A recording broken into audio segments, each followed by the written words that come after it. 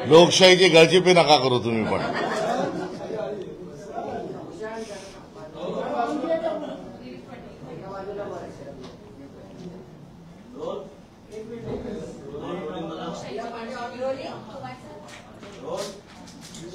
Finally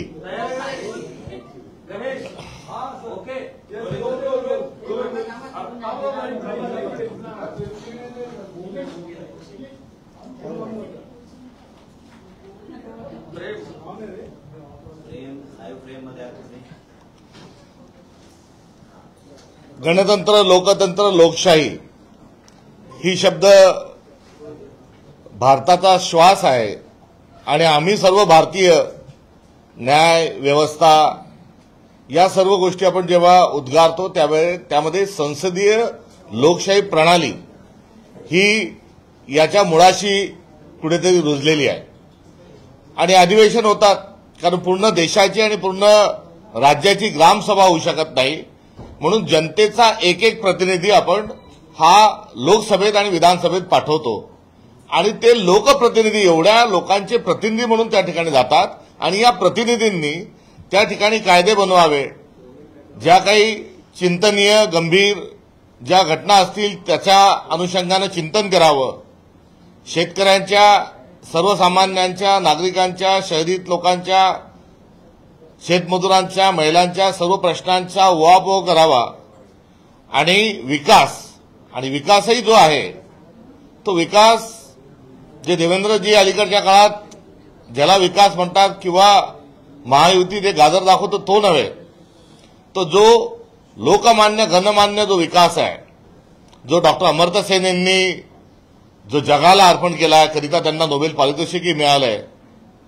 त्या human development index यामध्ये याची मोजदाद होण्याच्या अनुषंगानं आपण काम करावं. आणि या सर्व गोष्टी करण्यात असताना सत्ताधारी विरोधकांच्या मताचा आदर असणं या सर्व गोष्टी होणं अभिप्रेत आहे. आपल्या संस्कृतीत आणि महाराष्ट्र धर्मात तुकाराम महाराजांनी सांगितलं की निंदकाचे घर असावे शेजारी.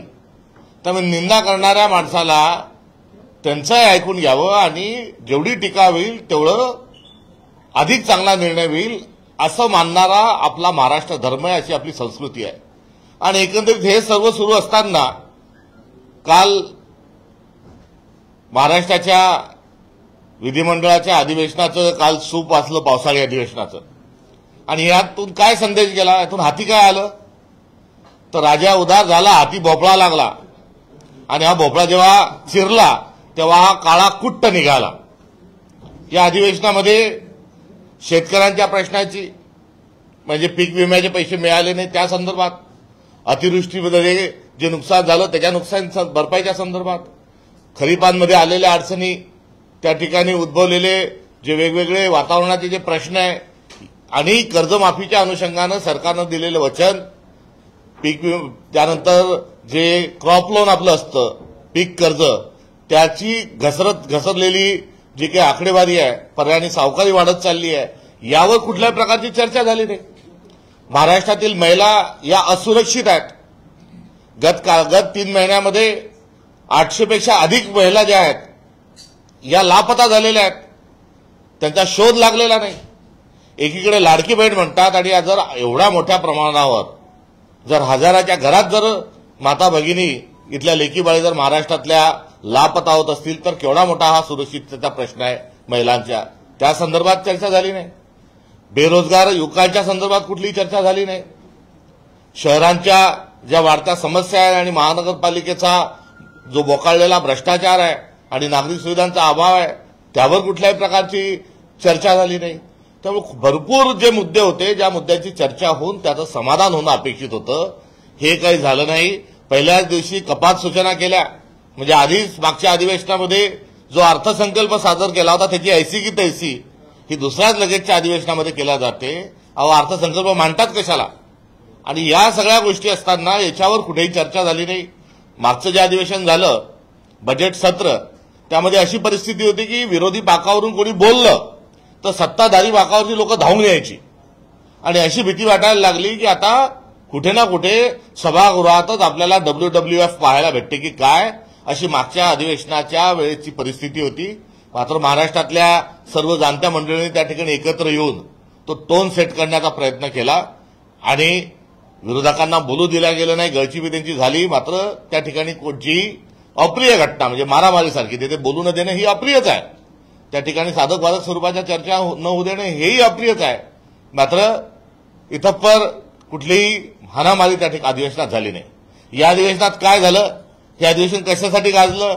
शेतकऱ्यांच्या प्रश्नासाठी, महाराष्ट्राच्या प्रश्नासाठी, भाषेच्या प्रश्नासाठी, शिक्षणाच्या प्रश्नासाठी, आपला विकास कसा होईल या अनुषंगानं त्या प्रश्नासाठी नाही. यामध्ये जो हे अधिवेशन गाजलं ते हाणामाऱ्या आणि एकूण गुंडशाही जी आहे या अनुषंगानं हे अधिवेशन गाजलं. कोणी बुक्के काय मारतो, कोणी चापटा काय मारतो, कोणी शिव्या काय देतो. एवढंच नाही तर सभागृहाच्या बाहेर महाराष्ट्रातही अक्कलकोटला प्रवीण गायकवाड सारख्या एका कार्यकर्त्याला मारलं जातं आणि अक्कलकोटचा मारणारा कार्यकर्त्याला थेट माजी प्रांताध्यक्ष भाजपचे महसूल मंत्री फोन करून सांगतात की काळजी करू नकोस, भिवू नकोस, मी तुझ्या पाठीशी आहे. अरे अक्कलकोटला भिवू नकोस तुझ्या पाठीशी नावाचा एक संत त्या ठिकाणी आहे, त्यांचा मंत्र त्या ठिकाणचा तो आहे. मात्र सरकारमधला मंत्री फोन करून सांगतो की मुख्यमंत्री देवेंद्र फडणवीस तुझ्या पाठीशी आहे, भिवू नकोस, मी तुझ्या पाठीशी आहे. तिकडे अक्कलकोटला जे घडलं त्याच्यावर अधिवेशनामध्ये आखलेचे तारे तोडले गेले, कुठल्याही प्रकारचं समाधान त्या ठिकाणी केलं गेलं नाही. वाटाण्याच्या आक्षेदा ज्या आहेत त्या प्रत्येक समस्येच्या अनुषंगाने लावल्या गेल्या. कुठे कॅन्टीनमध्ये हाणामारी होते तिथे कुठल्याच प्रकारची कारवाई होत नाही. एवढंच नाही तर आता हे लोन हे थेट सभागृहाच्या बाहेर जो मेन एंट्रन्स आहे, जे मुख्य द्वार आहे, तिथे हाणामाऱ्या झाल्यात. आणि आता मुख्यमंत्र्यांना याकरता काय अभिनंदन आम्ही करायचं का की मुख्यमंत्र्यांनी थेट करमणुकी करता WWFच्या कुस्त्या या आता विधिमंडळामधून लाईव्ह होणार आहेत, करिता आम्ही त्यांचे अभिनंदन करतो. हे अभिनंदन आता आम्हाला करावंसं वाटतं. जशी IPL BPL अशा असतात तशी ही पण एक प्रीमियम लीग, सत्ताधारी मव्वाली आमदार प्रीमियम लीग ही देवेंद्र फडणवीसांनी सुरू केली आहे का, हाही या निमित्तानं त्यांना असणारा प्रश्न आहे. आणि या सगळ्याला जबाबदार कोण? अक्कलकोटच्या हल्ल्यातला जो आरोपी आहे तो खुनाचा आरोपी आहे, त्याच्यावर सगळेच गुन्हे आहेत आणि तो थेट भाजपशी संबंधित आहे. मागच्या काळात सगळे जे वरली मटका किंग वगैरे वगैरे गुन्हेगार होते हे राष्ट्रवादी जाताना आपण बघितले, ते हागोणे प्रकरणात बघितले, ते नांदेडच्या एक जो माफिया आहे तो प्रवेश करत असताना बघितले. आता हे रेती माफिया किंवा अजून काही कॉन्ट्रॅक्टर याच्यापुरतं आता राहिलेलं नाही. हे काही आकाच्याही पुढे प्रकरण चाललेलं आहे. हा कोयत्या गँग पुरतंही आता हे राहिलेलं नाही. हे आता हाताबाहेर जे प्रकरण चाललेलं आहे आणि यातले जे भाजपचे जे लोक आहेत हे आरोपी आहेत. तिथे त्या प्रवेशद्वाराजवळ मारहाण होत असणाराही जो आरोपी आहे त्याच्यावरही मोका लागलेला आहे आणि हे भाजपचे कार्यकर्ते आहेत. आता याला थेट जबाबदार कोण? तर याला थेट जबाबदार महाराष्ट्राचे मुख्यमंत्री, महाराष्ट्राचे गृहमंत्री देवेंद्र फडणवीस या सगळ्या घटनेंना आणि या सगळ्या वाताहतीला आणि या गुंडागर्दीला केवळ केवळ केवळ आणि केवळ देवेंद्र फडणवीस जबाबदार आहेत.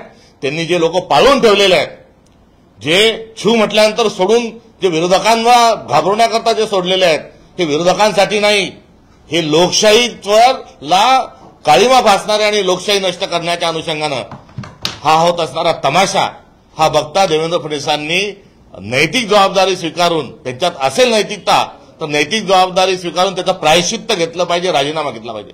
महाराष्ट्राचे मुख्यमंत्री काय म्हणतात, कुठे सभागृहात म्हणतात की आता आमदारांना मवाली म्हटलं जायला लागलंय. हे कोण म्हणतंय? मुख्यमंत्री म्हणतात.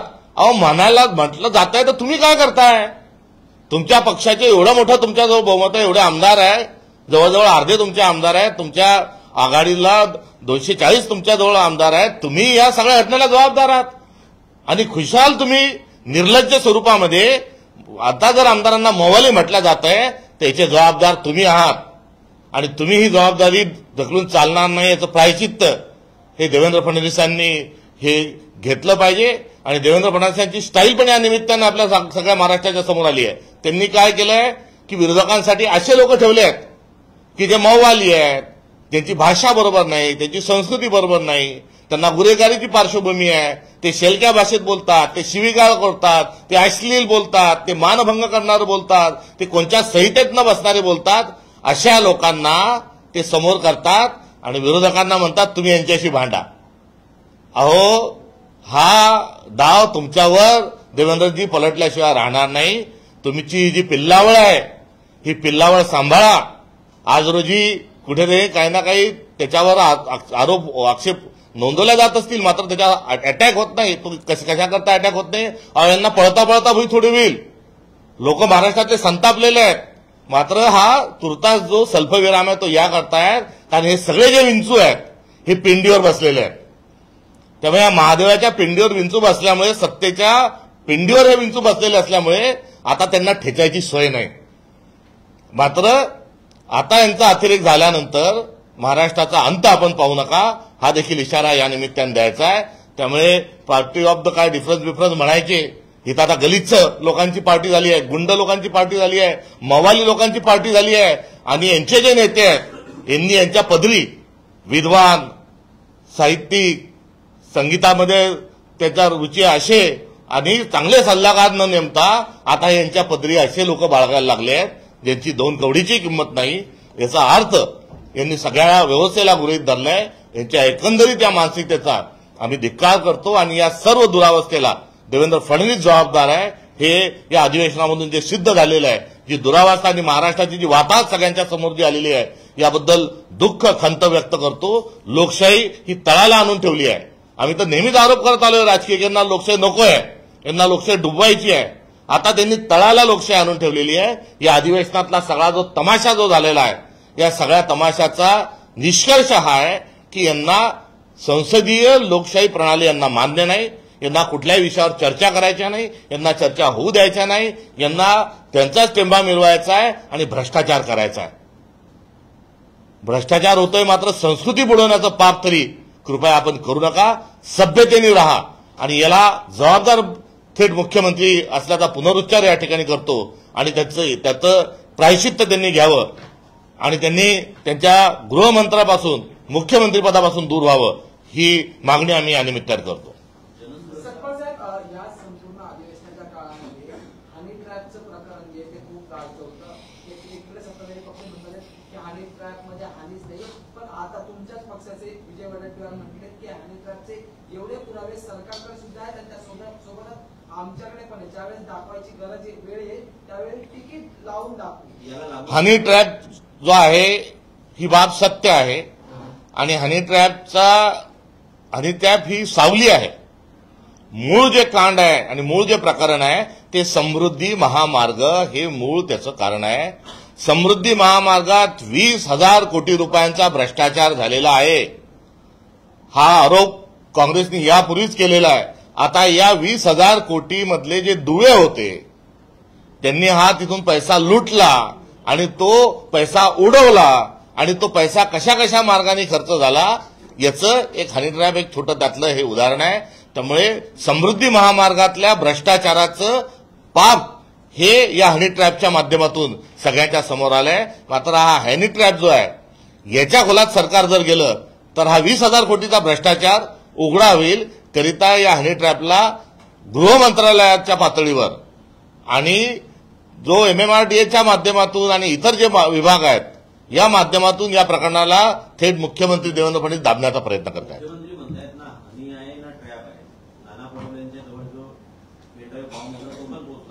देवेंद्र फडणवीस हे खोटारडे आहेत, ते सातत्याने खोटे बोलतात. त्यामुळे त्यांच्या या वक्तव्याला गांभीर्याने घेण्याची गरज नाही. ते याच्यातून पळवाट शोधत आहेत. कारण हनी ट्रॅप मधली लोक जर अडकली तर समृद्धी महामार्गातला भ्रष्टाचार हा लोकांसमोर येईल. करिता त्यांनी घेतलेली भूमिका आहे.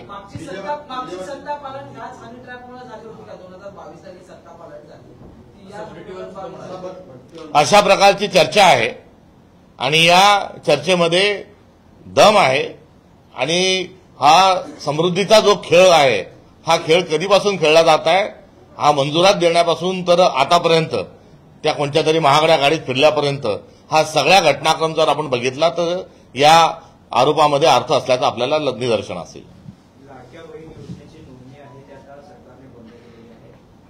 80,000हून अधिकचे अर्ज आहेत महिलांचे ते रद्द केलेले आहेत. गरज सरो वैद्य मरो ही भूमिका या सरकारच्या ठायी आहे आणि लाडकी बहीणला 1,500वरून 2,100 रुपये देणारे घोषणा करून मतांचा डल्ला मारणारं जे सरकार आहे त्या सरकारने त्याचं 2,100 तर केलेच नाही, मात्र ज्यांना काही हप्ते मिळाले त्यातही मोठ्या संख्येवर लाडक्या बहिणीची संख्या कमी केली आणि आता नव्यानं त्यामध्ये समावेश ते कोणाचाही करत नाही. याचा अर्थ की ते पुढे पुढे ही योजना बंद करतील. त्रिभाषा सूत्र आणलं तर शाळा सुद्धा बंद करू असं ठाकरे काल म्हणाले.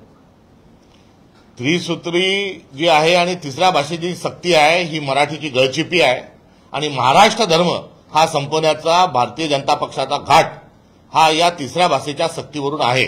त्यामुळे या तिसऱ्या भाषेच्या सक्तीच्या विरोधात महाराष्ट्र पेटून उठल्याशिवाय राहणार नाही. उद्धव ठाकरे यांनी जी मुलाखत दिली आहे सामनाला संजय राऊतांना, त्याच्यात त्यांनी म्हटलंय की लोकसभेला आम्ही म्हणजे महाविकास आघाडी एकत्र निवडणुका लढली, पण विधानसभेत मी म्हणून निवडणूक लढवली गेली आणि त्यामुळे सुद्धा फटका जो आहे तो विधानसभेला महाविकास आघाडीला बसला.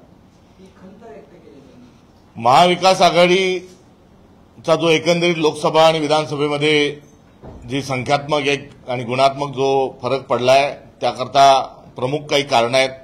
त्यातला समन्वय हा एक मुद्दा असू शकतो, मात्र हे सरकार जे आहे हे प्रचाराने नव्हे तर अपप्रचाराने आणि मतांची चोरी करून हे सरकार सत्तेवर बसलेलं आहे. हे देखील त्रिकालबाधित सत्य आहे.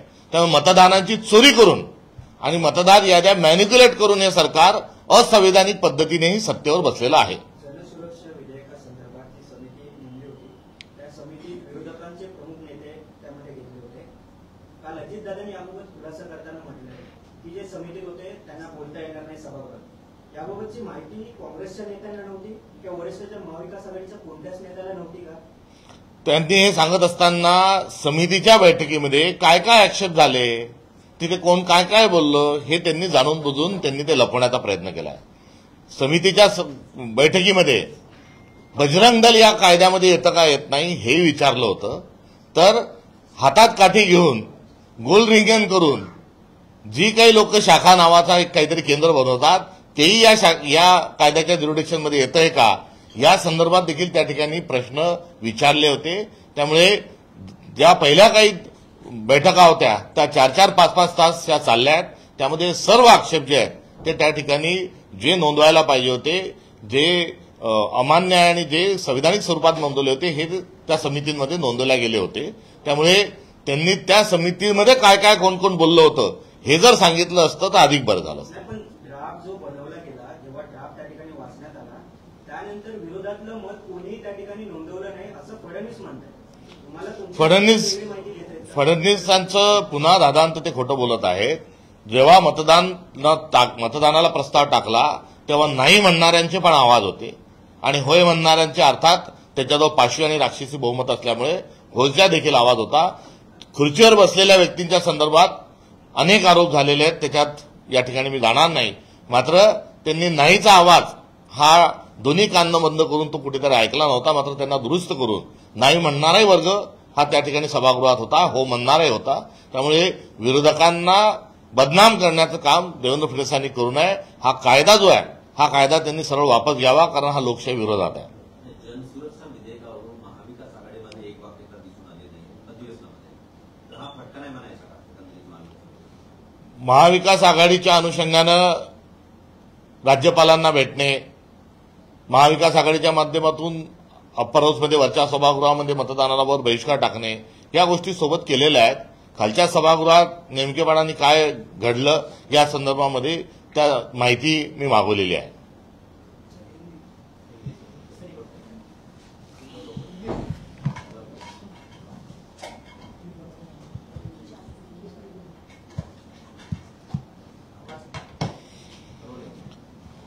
गणतंत्र लोकतंत्र जो शब्द का इस्तेमाल होता है उसके पीछे भारत की एक व्यवस्था है और एक सभ्यता भी है.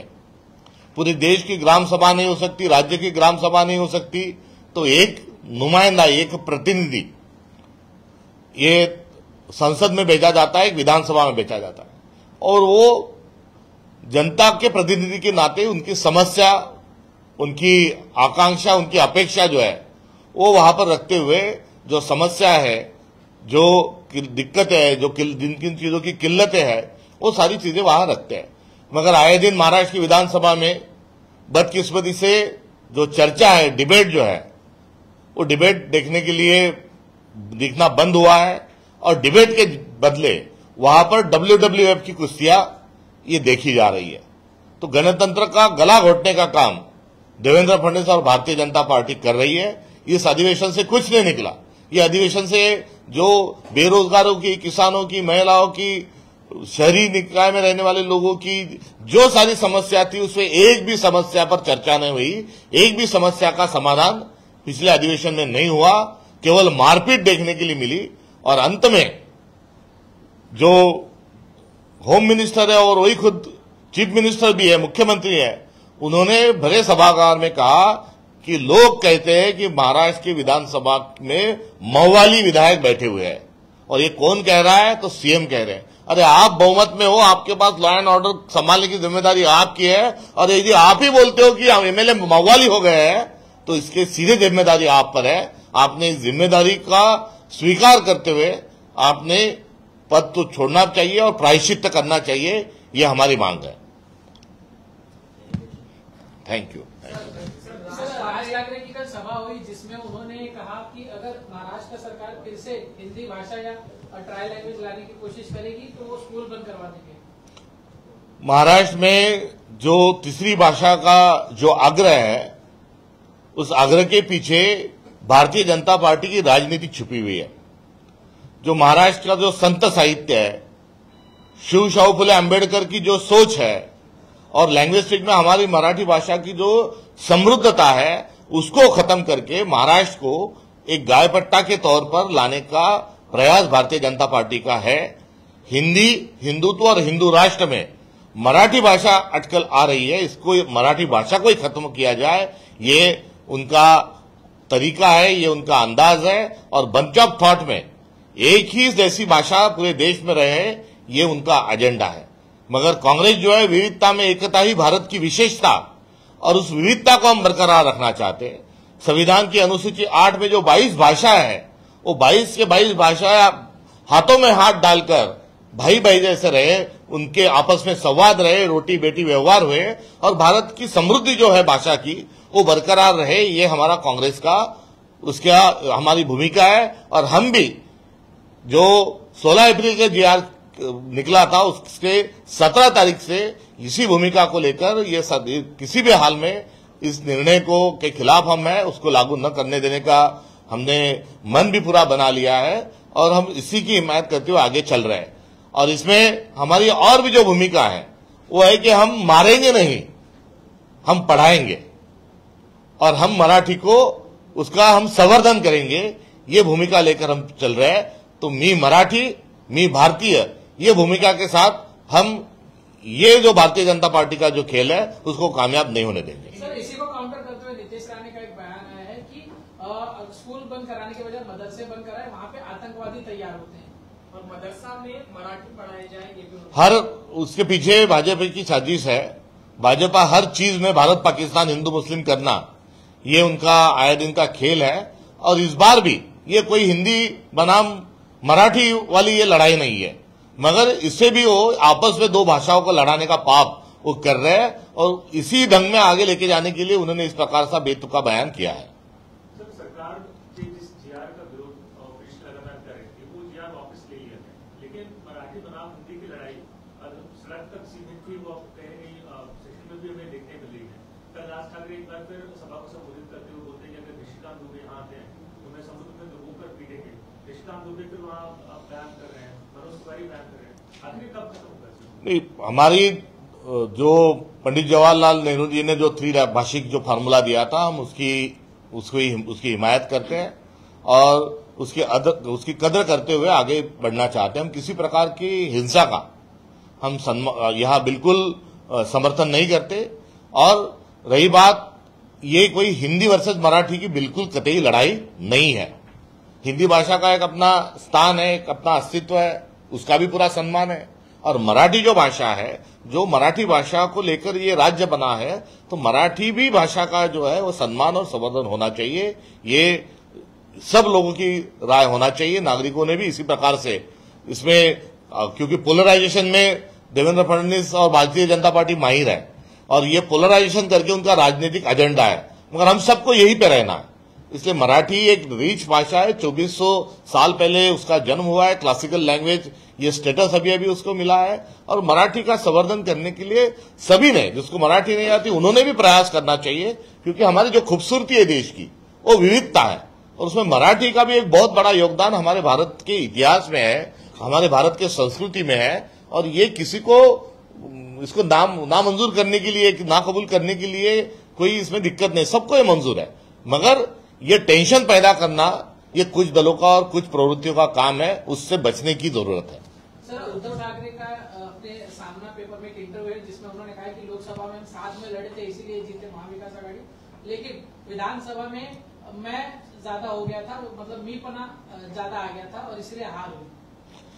कहीं ना कहीं कुछ ना कुछ हमें जरूर खामियां रही होगी, समन्वय का एक अभाव भी कहीं रहा होगा, मगर उसके साथ साथ मतों की चोरी करके देवेंद्र फडणवीस सरकार बनी हुई है, वो मुख्यमंत्री बनी हुई है, तो मतों का चोरी वाला भी जो हिस्सा है वो भी बहुत बड़ा है।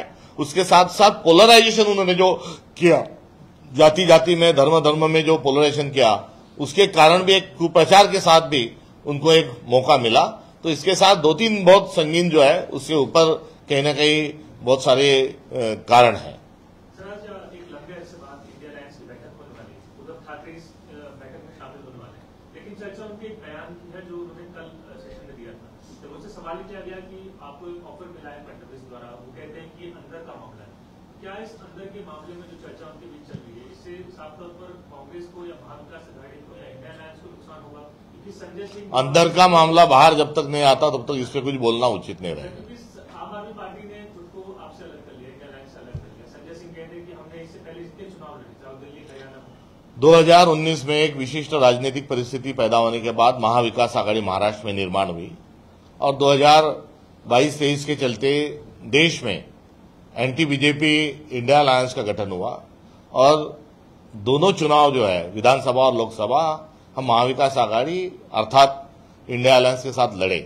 अभी अगला चुनाव 2029 में जो होने जा रहा है तब तक देखो और क्या क्या उसमें होता है, मगर सबका इकट्ठा आने का कारण जो था ये जुल्मी बीजेपी से देश को बचाना। सर, विशेष कानून के मद्देनजर कहीं न कहीं कांग्रेस हाईकमांड और स्टेट कांग्रेस के बीच में कोई असमय दिखाई दे रहा है, क्योंकि जिस तरीके से आपके नेता विधानसभा में एक तरीके से वॉकआउट करना चाहिए था, वही वडेट्टीवार कहते हैं कि मैं रहता तो मैं फाड़ देता था बिल, और इस तरीके की आक्रामकता होनी चाहिए वो दिखी नहीं। उसके बाद जब हाईकमांड से निर्देश आया तब ऊपरी सदन में इसका वॉकआउट किया गया। नहीं, इसमें समन्वय के साथ प्रदेश कांग्रेस कमेटी ने टिप्पणी देना और जो डिसेंट नोट है उसको सबके साथ साझा किया था और उस दिन एकाएक विधेयक आने के कारण निचले सभागृह में विधानसभा में उसके बहस को लेके कई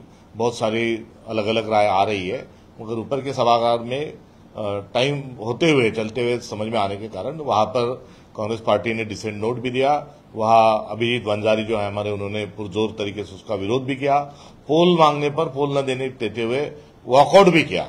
इसलिए ये कांग्रेस पार्टी पूरे तरीके से इसके खिलाफ में, इतना ही नहीं तो पिछले 2 दिनों से आप महाराष्ट्र में नजर डालोगे तो इस काले कानून का बहुत सारी जगह हमने उसकी होली की है, उसको जलाया है। तो कांग्रेस पार्टी पूरा इसके खिलाफ में है। हम सड़क पर भी उतरे हुए हैं, अन्य भी कुछ जो वहां सिविल सोसाइटी है उनके साथ भी हम इस मुद्दे पे है। तो कांग्रेस पार्टी पुरजोर तरीके से इस बिल के खिलाफ में है। अब विधानमंडल में क्या घटना हुई और कैसे रहा इसका रिपोर्ट उनसे मांगा है। किया है कि देश में सबसे दूसरी जो भाषा बोली जाती है वो बंगाली है, असम में भी बोली जा रही है। उस तरह से देखते हैं कि भाषा के बाद हिंदी मराठी चलता है, बंगाली भी सेकुलरिज्म नाम का जो शब्द है उस शब्द को आए दिन भारतीय जनता पार्टी और संघी उसको बदनाम करते रहते हैं, मगर ये भाषा के विवाद को लेके मैं आपका सेकुलर शब्द की तरफ ध्यान आकर्षित करना चाहूंगा। सेकुलरिज्म जो शब्द है ये केवल दो धर्मों के लिए नहीं है, केवल 2 जातियों के लिए नहीं है। तो ये उसके साथ साथ स्त्री पुरुष समानता भी दर्शाता है, जो सामाजिक न्याय है उसको भी दर्शाता है, और सभी भाषाओं का सम्मान करो, ये भी उसमें सेकुलरिज्म का मतलब है। और ये नॉन सेकुलर है, ये फासिस्ट है। इनका काम क्या होता है? तो भाषा, रंग, भेद, भूगोल, लिंग, इस पर लोगों को उस बंटवारा करना। तो ये भारतीय जनता पार्टी की बंटवारा करना, ये उनकी स्टाइल है, क्योंकि अंग्रेजों से सीखे हैं कि बांटो और राज करो। वकील घनश्याम दयाळू यांनी न्यायालयात याचिका दाखल केलेली आहे. राज ठाकरे यांनी विरोधात 11 लाखाची तहसील मागणी केली. न्यायालय त्यावर जो निर्णय देईल त्याची वाट बघू. स्थानीय निकाय के चुनाव नजदीक है और ऐसे में गठबंधन की जरूरत है, लेकिन तमाम पार्टी अपने अपने अकेले लड़ने की भी तैयारी कर रही है। तो ऐसे में कांग्रेस की हमने दो तीन महीने पहले ही हमारा कांग्रेस पार्टी का जो पक्ष आपके सामने रखा है, और उसको लेकर हमारी जिला स्तरीय और डिवीजन वाइज मीटिंग भी चल रही है। स्थानिक स्वराज्य निकाय जो संस्था है उसके लिए महाराष्ट्र के हद तक कोई अलायंस करना ठीक नहीं है, तो इसको लेकर हम हमारे समविचारी पक्षों के साथ अलायंस करना है या क्या फैसला करना है, इसका पूरा जो निर्णय है हमारे स्थानिक इकाई को हम पहले सौंप चुके हैं। कांग्रेस लगातार कहती आ रही है कि गुजरात जो है वो मुंबई को अपनी तरफ ले रहा है और पूरी तरह से अपने पास लेने की कोशिश है, लेकिन नीतीश राणे कहते हैं कि मुंबई को असली खतरा इस्लामीकरण से है, जिहाद से है। क्या कहें? ये इस प्रकार से जो बातें जो सामने आती है वो पोलराइजेशन का ही एक तरीका है। रही बात गुजरात और महाराष्ट्र को लेकर, तो ये जो सरकार है, ये सरकार गुजरात के दबाव में काम करते हुए नजर आ रही है। और इसका जो डिटेल है वो ये है कि पिछले दिनों देखा कि महाराष्ट्र के में जो सेंट्रल गवर्नमेंट के, सेंट्रल इंडिया के जो बहुत सारे डिपार्टमेंट थे, इकडे असं नहीं इकडे प्लीज, महाराष्ट्र के भारत सरकार के बहुत सारे जो विभाग थे जिसके हेडक्वार्टर महाराष्ट्र में थे, मुंबई से हटाकर या नागपुर से हटाकर, पुणे से हटाकर वो गुजरात में लेके गए। इतना ही नहीं तो बहुत सारे जो उद्योग है, जो बड़े बड़े उद्योग थे, उसको भी महाराष्ट्र से उठाकर गुजरात में पटकने का काम पिछले दिनों हुआ। इसलिए ये सरकार जो है ये महाराष्ट्र के लिए काम नहीं कर रही है, तो गुजरात के इशारे पे काम कर रही है। ये आरोप पिछले लंबे समय से कांग्रेस कर रही है। शकुनी मामा भी कहा है। अब वो रोज कुछ रट के आते हैं और ध्यान आकर्षण करने के लिए बयान देते हैं, तो और मैं उसमें अंडरलाइन करना